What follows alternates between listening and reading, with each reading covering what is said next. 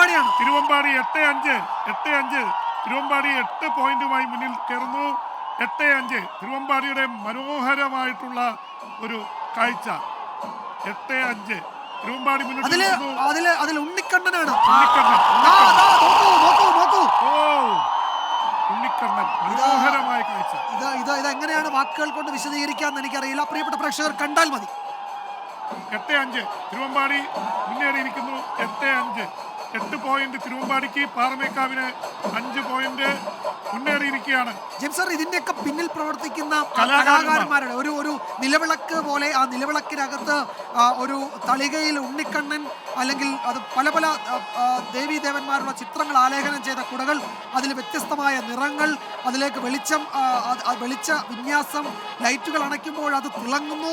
എത്ര മനോഹരമാണ്. നമ്മൾ കുടമാറ്റം എന്നൊക്കെ പറയുമ്പോൾ അവിടെ കുടയല്ല, ശരിക്കും നമ്മളുടെ മനസ്സിൽ തെളിയുന്നത് മറ്റു പലതുമാണ്. അങ്ങനെ കാഴ്ചക്കാരെ, പൂരപ്രേമികളെ സന്തോഷത്തിൻ്റെ അതിർവരമ്പുകൾക്കപ്പുറത്തേക്ക് കൊണ്ടുപോകുന്ന അതിമനോഹരമായ കാഴ്ച എന്ന് പറഞ്ഞാൽ അതിനപ്പുറത്ത് മറ്റു വാക്കുകളില്ലാത്ത തരത്തിൽ വിവരണാതീതമായ അത്ഭുതമാണ് ഈ കുടമാറ്റം നമ്മൾക്ക് മുന്നിൽ കാഴ്ചവെക്കുന്ന. പ്രിയപ്പെട്ട പ്രേക്ഷകരെ, തിരുവമ്പാടിയും പാറമേക്കാവും നമ്മളെ സന്തോഷിപ്പിക്കാൻ, അതാണ് പ്രധാനം, പൂരപ്രേമികളെ സന്തോഷിപ്പിക്കാൻ, അവിടെ എത്തിയ ജനസഹസ്രങ്ങളെ സന്തോഷിപ്പിക്കാൻ അവരുടെ കൈവശമുള്ള ഓരോരോ സ്പെഷ്യൽ കുടകളായി ഈ വൈകുന്നേരം സൂര്യൻ അസ്തമിച്ച് കഴിയുമ്പോൾ, ആ അസ്തമയ സൂര്യനൊക്കെ മങ്ങി കഴിയുമ്പോൾ, ഇരുട്ട് പരക്കുമ്പോൾ വെളിച്ചങ്ങൾ, വർണ്ണവിന്യാസം ഉള്ള കുടകൾ ഇങ്ങനെ പുറത്തെടുക്കുകയാണ്. മനോഹരമായൊരു കുടയാണ്. പക്ഷെ ഒരു മാർക്ക് കൊടുക്കാൻ മാത്രം എത്തിയിട്ടില്ല.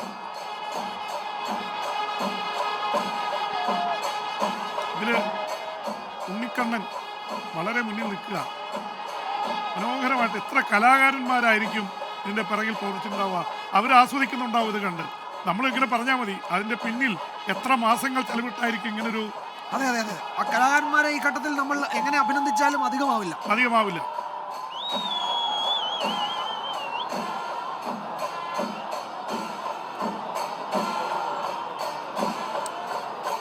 അതിൽ നേരത്തെ ആ മേളത്തിന്റെ കാര്യത്തിലെ ജെയിംസ് സാറ് നമ്മളെല്ലാം പറഞ്ഞത് ശരിയാണ്. ആ പ്രേക്ഷകൻ ചൂണ്ടിക്കാട്ടതും ശരിയാണ്.